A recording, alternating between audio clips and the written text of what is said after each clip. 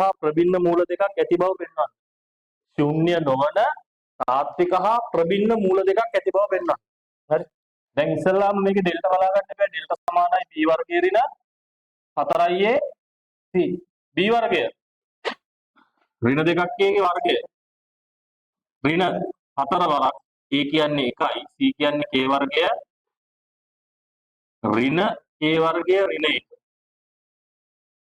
මෙතනින් එනවා 4k වර්ගය ඍණ මේ ඍණයි එළියට ඇද්දාම මෙයා ධන 4k වර්ගය ධන 4. මෙතනින් මට 4 ඉලක්කමක් එළියට ගත්තාම 2k වර්ගය ධන 1.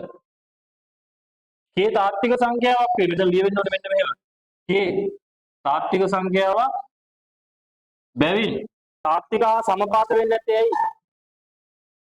ඩෙල්ටා සමානයි බිඳුව කියන දැනට එන්නේ නැත්තේ ඇයි? ඉතින් k ට ඍණාගයක් දැම්මත් k ට ධනාගයක් දැම්මත් වර්ග වුණාම ධනයි. එතකොට මෙතන ධන සංඛ්‍යාවක් ඉන්නේ. ඒක දෙකෙන් වැඩි වුණාම ධන සංඛ්‍යාවක්, ඒකට එකක් එකතු වුණාම ධන සංඛ්‍යාවක්, ඒක හතරෙන් වැඩි වුණාම ධන සංඛ්‍යාවක්. හරි. එම නිසා ඩෙල්ටා විශාලයි බිඳුවේ k බිඳුවට වඩා වැඩි වුණත් සමාන වුණත් අනිවාර්යයෙන්ම ඩෙල්ටා කියන එක බිඳුවට වඩා වැඩි. පැහැදිලිද? දැන් k තාත්වික සංඛ්‍යාවක් වෙනකොට ඍණ සංඛ්‍යා තාත්වික නැද්ද? ඍණ සංඛ්‍යා තාත්වික නැද්ද? ඍණ සංඛ්‍යා තාත්විකයි. ඍණ සංඛ්‍යා තාත්වික වුණාට k වර්ග වෙන නිසා මොනවා කරත් මේකට හම්බ වෙන්නේ ධන උත්තරයක්. ධන උත්තරයක් හම්බ වෙනවා කියන්නේ ඩෙල්ටා බිඳුවට වඩා හැම වෙලේම විශාලයි. මේකට k ට බිඳුව දැම්මත් එන්නේ මෙතනට 4යි කියලා. ඒත් බිඳුවට විශාලයි. බිඳුවට වඩා විශාල වුණාම මූල තාත්විකයි ප්‍රභින්නයි. මේක බිඳුවට සමාන වුණොත් එහෙම තමයි මූල තාත්විකයි සමපාතයි වෙන්නේ. ඒතර මේක කියලා දෙනවා මෙහෙම. fx සමානයි බිඳුව සමීකරණයට ශුන්‍ය නොවන තාත්වික ප්‍රභින්න මූල දෙකක් ඇති බව පෙන්වන්න. දැන් ශුන්‍ය නොවන තාත්වික ප්‍රභින්න හරි. මොකද්ද? ඩෙල්ටා අසමානයි බිඳුව වේ. එම නිසා මූල තාත්වික හා සමපාත නොවේ. එම නිසා මූල තාත්විකයි කියන්න ප්‍රභින්නයි. මූල තාත්වික හා ප්‍රභින්න වේ. මෙන්න මෙතන ලකුණු වැඩියෙන්ම හම්බෙන තැන ටික.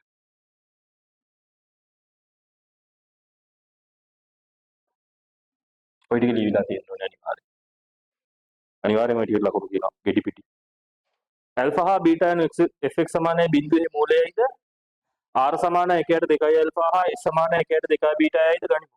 r හා s මූල ලෙස ඇති වර්ගද සමීකරණය මෙන්න මේ බව හා r ඍණ s ගේ මාපාංකය මෙන්න මේ බව පෙන්වන්න. හරි. එකක් මොකද්ද? r කියලා එකක් දීලා තියෙනවා, s කියලා එකක් දීලා තියෙනවා. අපි මෙයාගේ මූල ඓක්‍ය ඉස්සල්ලාම අපි ඇල්ෆා දන බීටා කියනවා.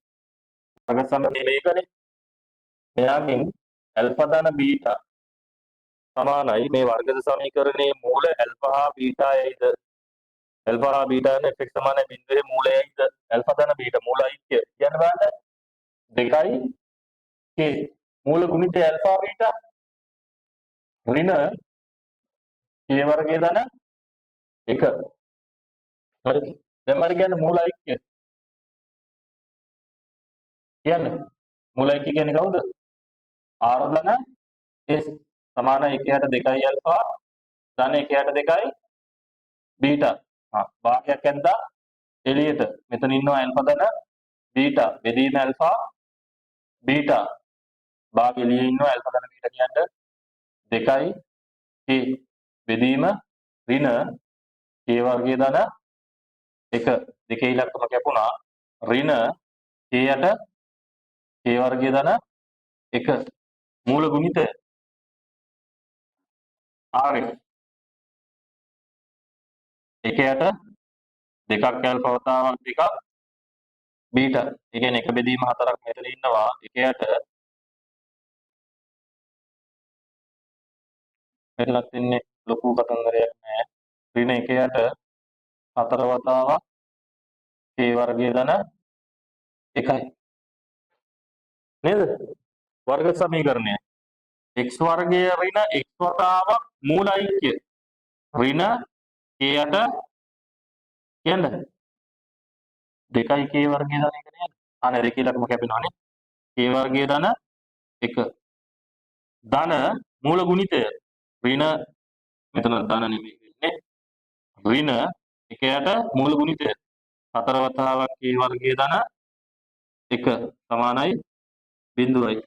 4 වතාවක් k වර්ගය ධන 1 වැඩි කරන් ගියාම 4 වතාවක් k වර්ගය ධන 1 x වර්ගය ඍණ ධන වෙනවා k x ඍණ 4යි k x නේ මෙතන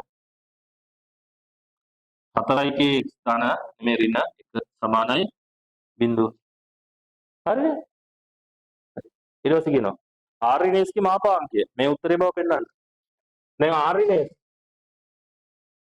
අහන්නේ r ඍණ s නේ.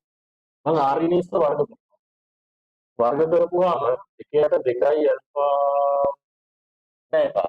මෙහෙම හදමු. r වර්ගය ඍණ 2යි r s ධන s වර්ගය. මෙතනින් එනවා r ධන s ගේ සම්පූර්ණ වර්ගය ඍණ 4යි rs කියලා. ඔයද 4 ඉලක්කමකාරයි. මේ ඍණ දෙකට තව ඍණ දෙකක් එන්න ඕනේ 4යි rs. තේරුණාද? ඔව්. එහෙනම් ගමන්. ඉන්න ඕනේ. සීන් එකේ ඉන්න ඕනේ දැන් දානවා. දැන් r ධන s කියන්නේ කවුද? k වර්ගයට k වර්ගයේ ධන 1 වර්ගය ඍණ 4 වතාවක් rs 4 වතාවක් rs මෙයානේ rs කීයද? කොස් මේ ඉන්නේ ඍණ 1යට 4 වතාවක් k වර්ගයේ ධන 1 මේ හතර ඉලක්කමට මේ හතර ඉලක්කම කැපෙනවා. මෙතන ඉන්නවා k වර්ගයක්. යට ඉන්නවා මෙතන බලන්න ඉත k වර්ගයේ ධන 1 සම්පූර්ණ වර්ගයක්. මේ ඍණයි 1යට k වර්ගයේ ධන 1යි. මෙතනින් මට ගන්න පුළුවන් යටට පොදු හරයක් විදිහට k වර්ගයේ ධන 1 සම්පූර්ණ වර්ගයක්. එතකොට මෙතන ඉන්නවා මොකද්ද? k වර්ගයේ ධන 1ක්. එතකොට මෙතෙන්ට එනවා 2යි k වර්ගය ධන 1 යට k වර්ගයේ ධන 1 සම්පූර්ණ වර්ගයක්. මේ කවුද? r ධන sk. sorry r ඍණ sk සම්පූර්ණ වර්ගය. මේ ඉන්නේ r ඍණ sk සම්පූර්ණ වර්ගය. දැන් මට මෙයාගේ වර්ගමූලය ගත්තම උත්තරය ඇවිල්ලා නේද? මෙයාගේ වර්ගමූලය ගත්ත ගමන්ම මෙතෙන්ට වර්ගමූලය දැම්මොත් එහෙම 2යි k වර්ගය ධන 1 බෙදීම k වර්ගය ධන 1 වර්ගමූලයට වර්ගය කැපෙනවා. උඩට විතරයි වර්ගමූලය තියෙන්නේ. මෙයාට වර්ගමූලය දාපු ගමන් මෙතෙන්ට එනවා මොකද්ද? ධන හෝ ඍණ. මේ ඉන්නේ කවුද? r ඍණ s. r ඍණ s ගේ මාපාංකය.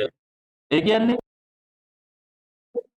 r ඍණ පාංකය කියන්නේ ධනාංකය. 2යි k වර්ගය ධන 1 එයාගේ වර්ගමූලයේ බෙදීම k වර්ගයේ ධන 1. පාට අමාරුයිලු මේ. ආවද? ෂා.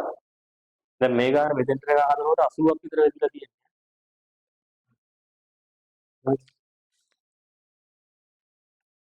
හරි.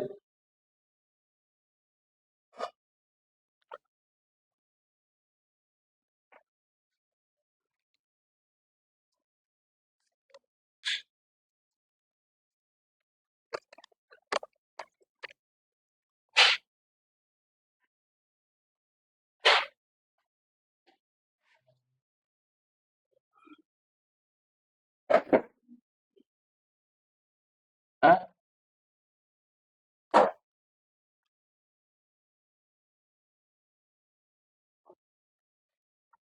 කවුරු හරි ඉන්නවද හදපු කෙනෙක්? ඈ කොම්බලන්නේ ඉන්න අමාරු ගානක් නේ. අමාරු කියන්නේ මේක ඕල මේ තරම් අමාරු. x ඝනය ධන 9යි x වර්ගය ඊට පස්සේ 3යි x ධන 1 ඊළඟ එක x ඝනය ධන x වර්ගය ඍණ x ධන 2. මෙයා 1 මෙයා 2 මම එකෙන් අඩු කරනවා 2 yy බිඳුවයි x ගණයට x ගණය කැපෙනවා 8යි x වර්ගය ඊට පස්සේ ධන බම්බුවද අපු ධනයි අඩු කරලා දෙක තියෙනවා 3යි x ඍණ x කියන්නේ ධන 4යි ඍණ 1 සාධක කියන්න බලන්න සාධක කියන්නේ තියෙනවද සාධක කියන්නේ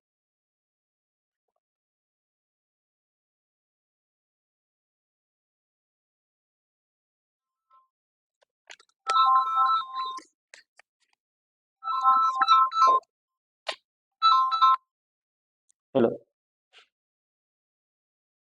සාධක කියන්නේ කොහොමත් මේකේ 48 වර්ගමූලය කියන්නේ සාධක නෑ නේද කැඩෙනවද මේ සාධක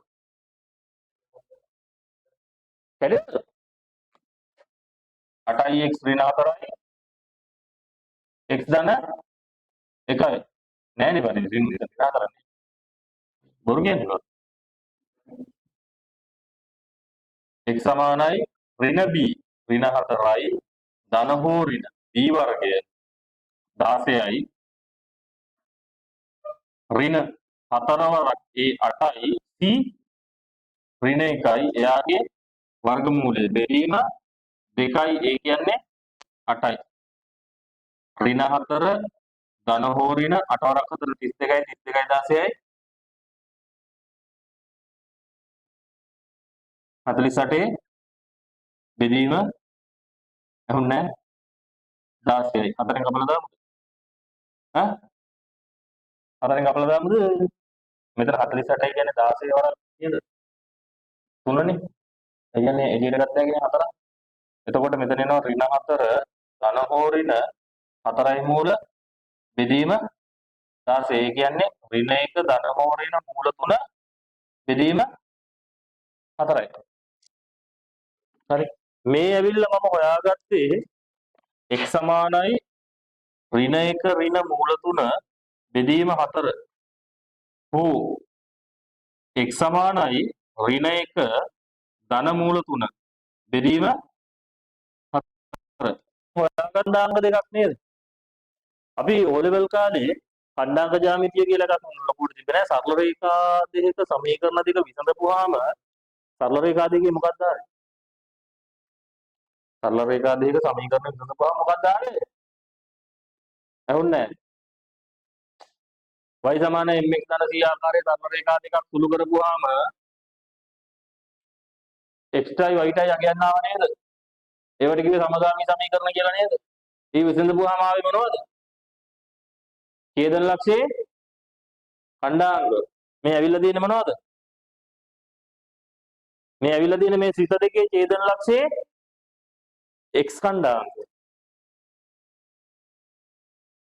හරි දැන් එන හොයාගන්න ඕනේ මොනවද y ඛණ්ඩාංග දැන් x ඛණ්ඩාංග දන්නවා y ඛණ්ඩාංග මේ දෙකෙන් ඕන එකකට ගෙනල්ලා ආදේශ කරලා y ඛණ්ඩාංග ටික හොයාගන්න පුළුවන් x ඛණ්ඩාංග වෙනස බෙදීම y ඛණ්ඩාංග x ඛණ්ඩාංග වෙනස දන x ඛණ්ඩාංග වල වෙනසේ වර්ගය දන y ඛණ්ඩාංග වල වෙනසේ වර්ගයේ වර්ගමූලය කියන්නේ මොකක්ද ලක්ෂ දෙකක් අතර දුර ඒක තමයි අර්ථය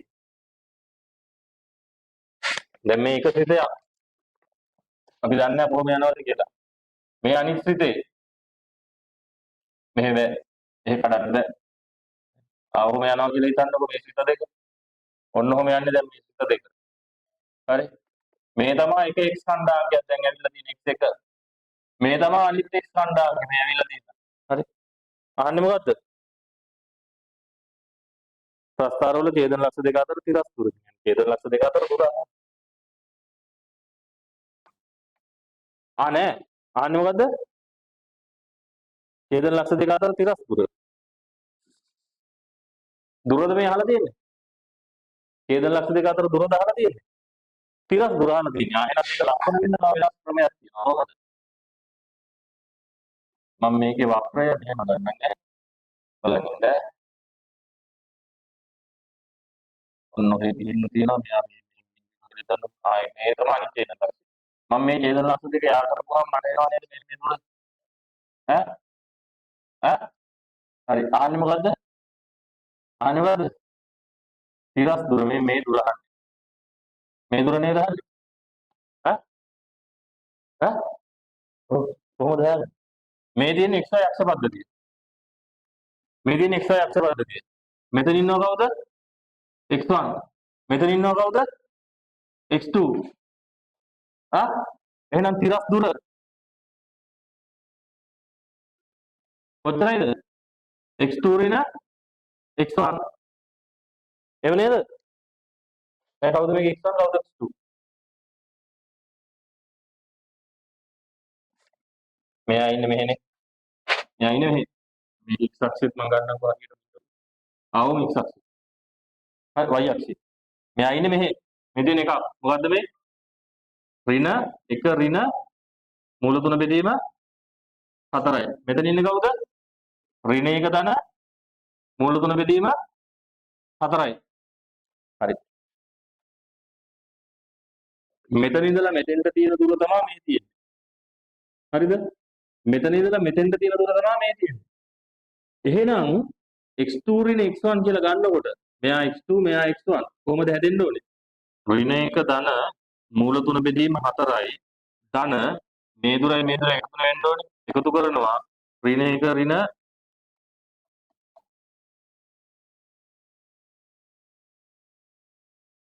ඍණ 1 ඍණ මූල 3 බෙදීම 4යි. මේ ඍණ 1යි මේකයි මේක ධන වෙනවා මේක කැපිලා යනවා මෙතනයි මෙතනයි බය වෙලා 2යි මූල 3ක් වෙනවා බෙදීම 4යි උත්තරේ කීයද? මූල 3 බෙදීම 2. හරි. මේක ඍණ වෙන්නේ ඇයි? මේකෙන් මේකේ වෙනස අඩු කරන්න ඕනේ. x2 ඍණ x1 මේ දුර හොයාගන්න දැන් මේක මේ දෙපැත්තේ තිබ්බට අපි නිකන් හිතමුකෝ මේක මෙතන තියෙන අගයක් ගැන කතා කරන්න කියලා සරලව ගත්තාම මෙතන ඉඳලා මෙතෙන්ට තියෙන දුරෙන් අඩු වෙන්න ඕනේ මෙතන ඉඳන් මෙතෙන්ට තියෙන දුර. ඒකයි මෙතෙන්ට රිලවුනා.